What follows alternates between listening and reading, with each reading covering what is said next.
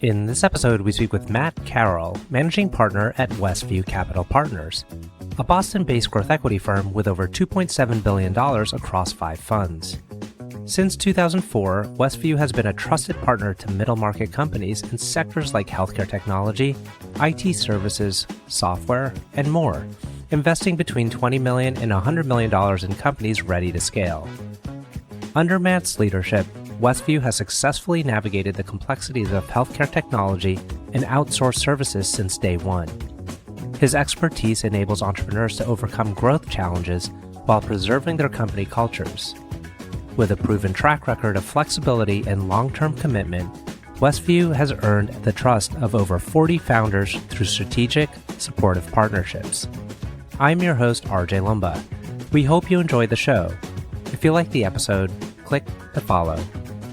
RJ Lumba is the managing partner of Growth Cap and the executive chairman of Market Insight Media. He is the host of Growth Investor, a podcast featuring today's best investors, executives, and founders. In the minutes ahead, we'll uncover insights and strategies for accelerating growth and succeeding in business.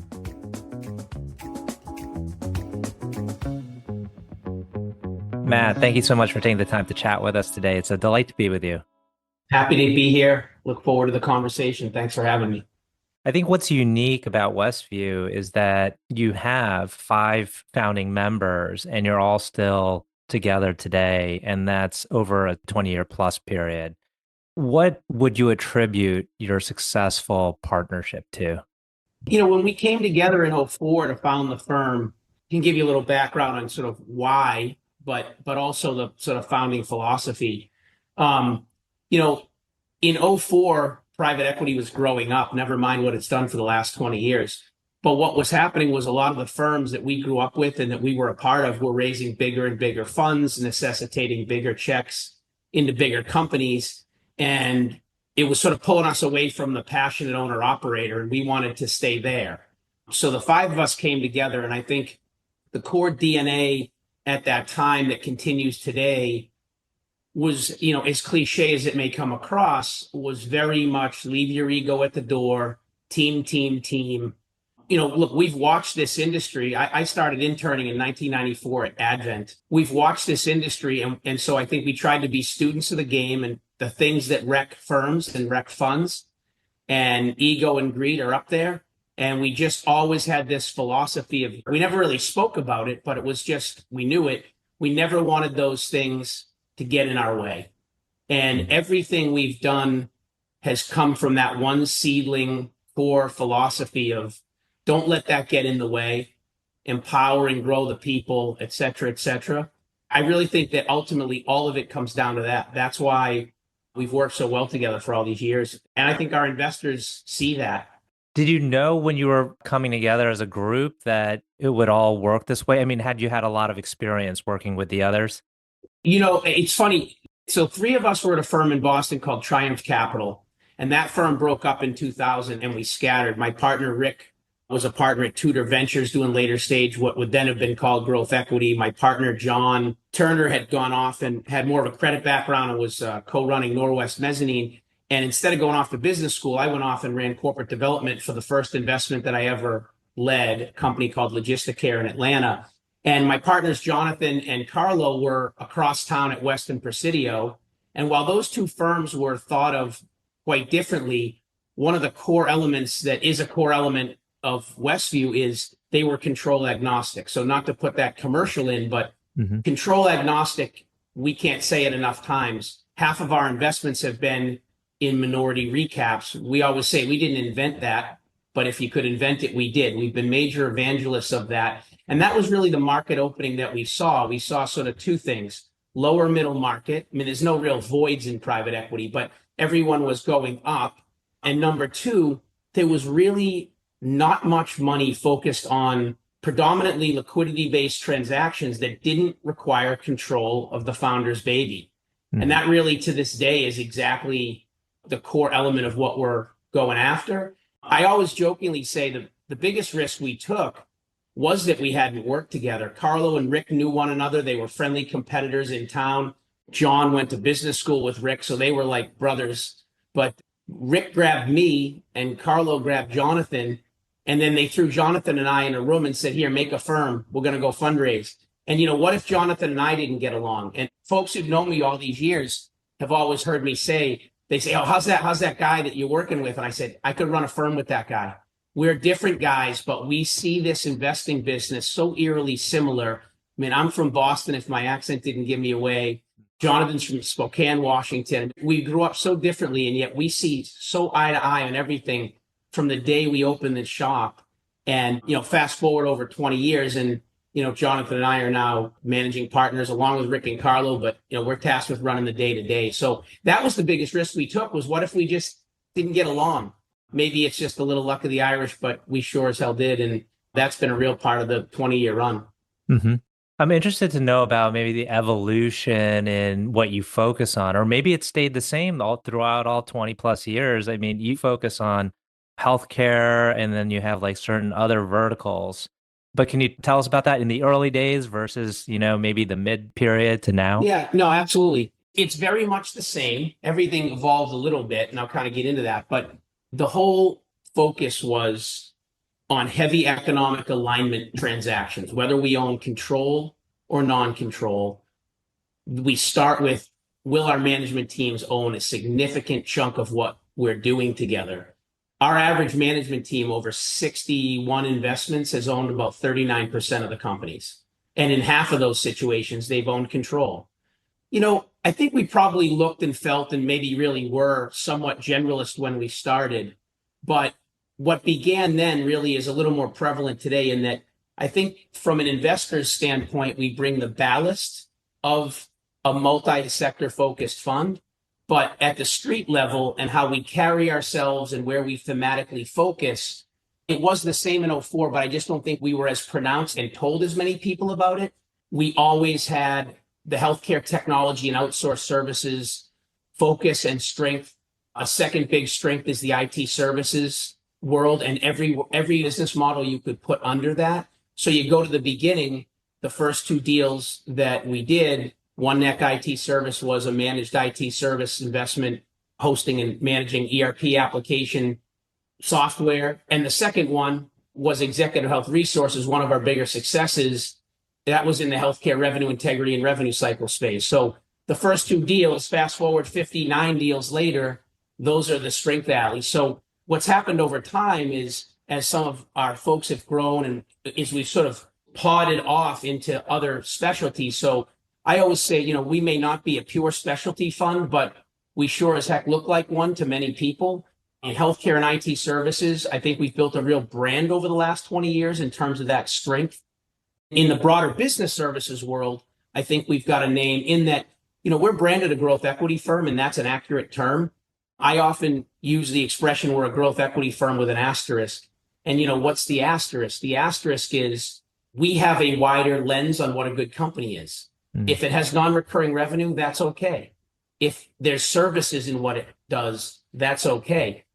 Of course, we love software. It's probably a third of what we do and have done and where we focus. But we've just had a wider lens on what a good company can be.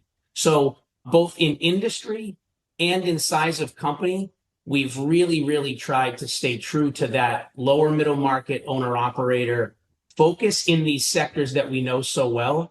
We take a lot of pride in having kind of kept that brand and franchise that we've had to build over the years to be synonymous with that. We've capped our funds. I mean, we've had great growth and we're all proud of it.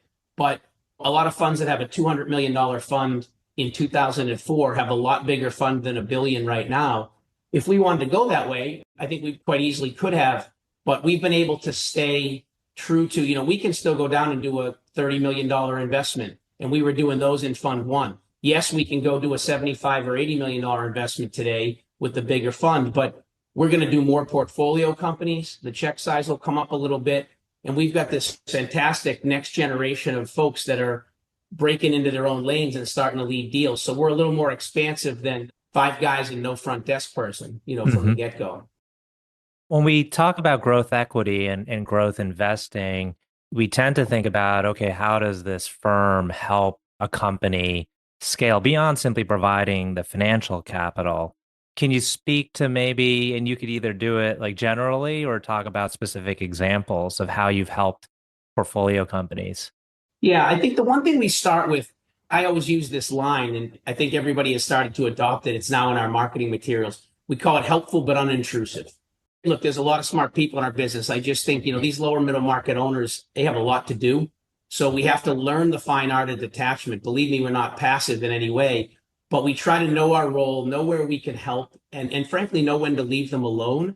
So it starts with that, number one. And number two, one of the things we're most proud of is 40 of our prior executives are invested in our fund.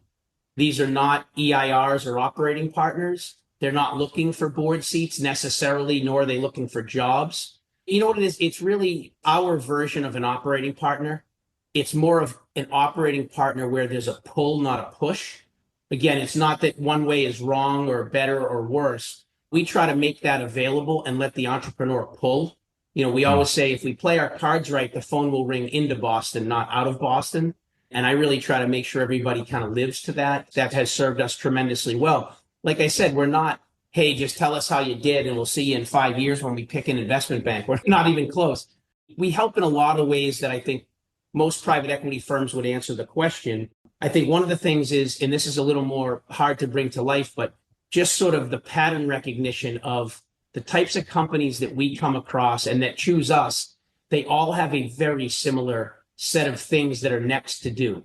They're doing just fine, thank you very much. They're healthy, growing, managed, profitable businesses. At least half of them have not invested in a good CFO. Now, that's a basic blocking and tackling thing. So we'll help them recruit and attract that person. I just finished one last week for a company called Hubstaff, an HR tech business we invested in down in Atlanta. But it's about half our companies. A significant number of them have been so busy building their business, they haven't built account management. And it's not rocket science, but we sort of can bring that to light when we start looking at the data, we start talking to them. And when we start saying, it's probably time for that, you can see their heads nodding like, yeah, we were just talking about that the other day. So things like that. I think the other thing that we really help with is strategic introductions, channel introductions, helping them expand beyond the way that they went to market heretofore. That's been a real strength of our network in terms of how we do that. One of our biggest successes was a company called Park Place Technologies out in Cleveland, third-party hardware maintenance business, grew it tremendously, and then GTCR recapped it, and we stayed in it with GTCR. And then Charles Bank recapped that, and GTCR stayed, and we exited. But in the early days, when it was just us and the guys from Cleveland, they used to have, it was almost like stickers on a football helmet. They had a scorecard every time we made an introduction to an end market customer for them. And I think we racked up 6 or 8 of them. And so that's pretty tangible if you really say, how often does a PE firm introduce a customer? Now, that's not every investment, but things like Alpha 2, which is a revenue cycle software business that we invested in 2016, and we're now co-partners with TA in it. TA is the lead investor. Early on, they had no sales infrastructure, and we were able to introduce them to eSolutions, one of our portfolio companies that ultimately was bought by Francisco and then by Waystar. Got them a channel partnership there. So it's kind of operating partner light. We don't usually use that expression, but that's kind of our go-to-market. Ultimately, the way I think we find alpha, you can find it by coming in with operators, et cetera. Our contention is the vast majority, but not all, middle market entrepreneurs don't necessarily want that. They want help, but they want it from the shotgun seat. And that's really the role that we play. The way we find alpha is the folks that are really rolling a significant number into the company. That's both offensive and defensive. We think that's the biggest driver of outcomes over the years, which have been pretty solid. Frequently in the investing space, people look to their returns, their historical returns to determine, are we a good fund? Are we doing well? And my view has always been like, well, historical is historical, and it's some indication of how you might do going forward, but it's an indication, more what determines how well you do going forward is some other fundamental characteristics. Can you share with us your view on what makes a great growth investor? Yeah, absolutely. So, to latch on to where I just left off, I really think where it starts is in the management team and asset selection. And with that, the alignment of economic interest, the true incentive, not just a little bit, but an awful lot. So we start with that.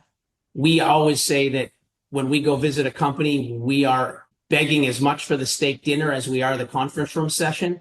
What makes these people tick, et cetera, really getting to understand what motivates them, who they are, what their real goals are, not just what they'll say to us the next day when we're sitting around a conference room table. So the asset and management selection paired with the alignment of interest and whether or not they're speaking with their own capital by keeping it in versus sending it to their wealth manager is a huge part of it. And then I'd say I'd go to sort of the attributes of how we stay away from risk and how we drive return. And I think there's a few core investment tenets that we always put up. We talk about it with our LPs at our annual meeting. We remind them in fundraising, what are the core elements of a WestView deal? Number one is the heavy economic alignment. We already hit that in spades. Number two, we tend to be pretty conservative in our use of leverage. I think our last calculation was our average debt to EBITDA was about 3 times. We've done 61 investments. I would say we've probably done 10 deals where there was no debt at all. We've probably not done 10 deals with mezzanine financing. It's usually just a swatch of senior debt and away we go. We're driving the return through the revenue and earnings growth. So conservative, prudent use of leverage so that a third party is never dictating how we operate and try to make this investment all it can be, along with the alignment. Those are the 2 key things. And then the last thing, early on in our fundraising, we were trying to explain to someone exactly where we fit in the world. And they said, oh, yeah, I get it. You're a GARP fund. And I had never heard that term before. It's a hedge fund term, growth at reasonable prices. We're not out stealing anything from anybody. Make no mistake. We never were. We certainly aren't today. But what we are trying to do is really optimize what we have to pay for that growth. Like I said, some firms, if the business isn't growing 20, 25%, it's dead on arrival. Not for us. We have a lot of companies where if there was an equation or a playbook, it's really solid, but maybe only 8, 10, 15% organic growth paired with an acquisition or two, invest at a reasonable level, get a little bit of return via the leverage, and that's how we make our returns. And we always hold up this slide, this badge of honor slide, which I'd probably be prohibited from holding up on this, but it's the striation of all our returns over time. I think it's 37 exits, and it's 30 or 31 of 37 investments have returned over 2.5 times. I think all in, we've been well into the 3s. But the thing we point out is we don't say that to brag. We point out that this very tight correlation, I mean, our biggest return is 7.5x. There's no 20 baggers in our portfolio. Is I think, 3% loss or capital impairment, unbelievable consistency to what we're doing. And I really think that's what our LPs value in us. I hear people say things like best all-weather strategy, sleep at night fund. These are accurate accusations, if you will. The kinds of companies we invest in, the managers we back and their alignment, again, I'll say that, paired, with the capital structures, we don't put our capital in harm's way. So I always say, I think our total returns are really good.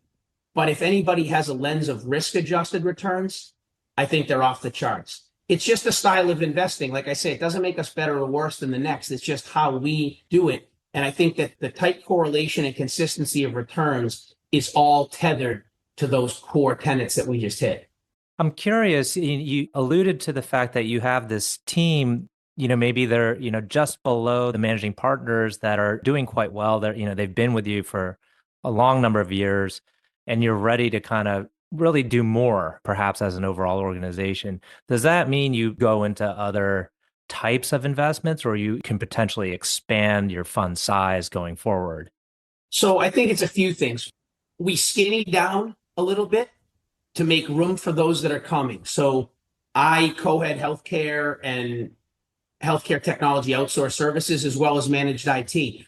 I do less managed IT today. My partner, Greg Thomas, who's been a partner since our last fund, has stepped into that. He's really driving that along with my other managing partner, Rick Williams. So there's a skinny down element, which enables me, we all have to be even more thematic today than we were 3, 5, and 10 years ago. So I have to be deeper in my spaces. Everyone has to be deeper in there. So part of it is skinnying down, but part of it is also sort of splitting apart. So, we have an up and coming principal that I support as a partner. Just to use one example, a guy named Brett Rochley, who we met when he was a co-investor at Park Place. He took some of the experiences he had and sector ideas that he had. We were only moderately savvy in, and he's now made that a complete separate sector theme. I support him on that, and he drives us deep into that space. So when we hold up our industries, we say we are going to run these core plays: healthcare revenue cycle, payer cost containment and services, all the different managed IT services, software ecosystem, consultancies and partners. We have all these strengths, but we're building emerging strengths. 5 years ago, we really had just one reactive pharma services investment. We now have made 5, arguably 6, with another one pending.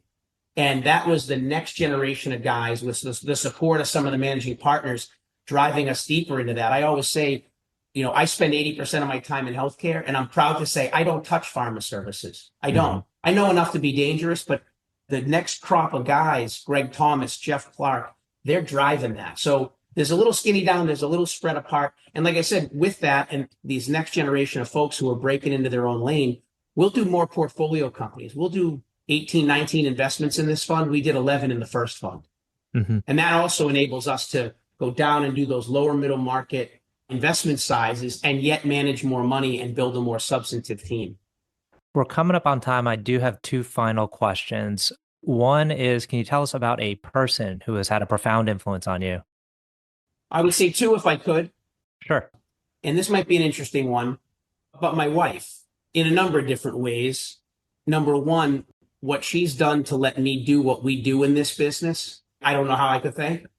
Particularly early on, there was a lot of things I missed, a lot of things I put work ahead of family, and my wife just kept soldiering. So I think I'm a pretty good management team selector, but I think I was a pretty good spouse selector because she's enabled me to do what I do and keep doing this. I'm 51 years old now, and I still sometimes work and act like a 28-year-old. I'm proud of that. But, that takes a special partner in crime to help you do that, number one. And number 2 is my now deceased cousin, Greg, who was a very blue collar, big brother to me. I worked for him growing up, paving asphalt, and put in a tremendous, tremendous blue collar work ethic in me that I think I carry on to this day that has helped me be pretty successful. Last question. Can you tell us about a charity, cause, or other endeavor that you're passionate about? Sure. My wife and I are both first-generation college students. Actually, you can see the 2 BC degrees. Yeah. The amount of leverage I use to acquire those 2 degrees is a lot more than I use to invest in companies. And so we're passionate about that. We're pretty active at BC, our alma mater, in supporting first-generation causes. And that has continued down below college. Probably one of the other causes that I have really started to get active with is a Jesuit middle school in Jamaica Plain called Nativity Prep. A good friend of mine, Jeff Unger, who runs G2 Capital, is the chairman of the board there. He tries to get a lot of private equity and bankers involved. I've gotten really involved, really just in the last year or 2, trying to make a little bit of time in my life to do sort of things like that. Just a fascinatingly 100% privately funded middle school for inner city youth. And the kids there are just, I'm inspired by my CEOs, but when I go there, which I've only gone a handful of times so far, that brightens your day like nothing else. So that's a couple of things I dive into. That's awesome. And we'll include a link to the show notes to those charities. That would be great. I'm sure they'd appreciate it. Well, Matt, I want to thank you again for taking the time. This has been a wonderful conversation. Thank you, RJ. I really enjoyed it. Thanks for having me on.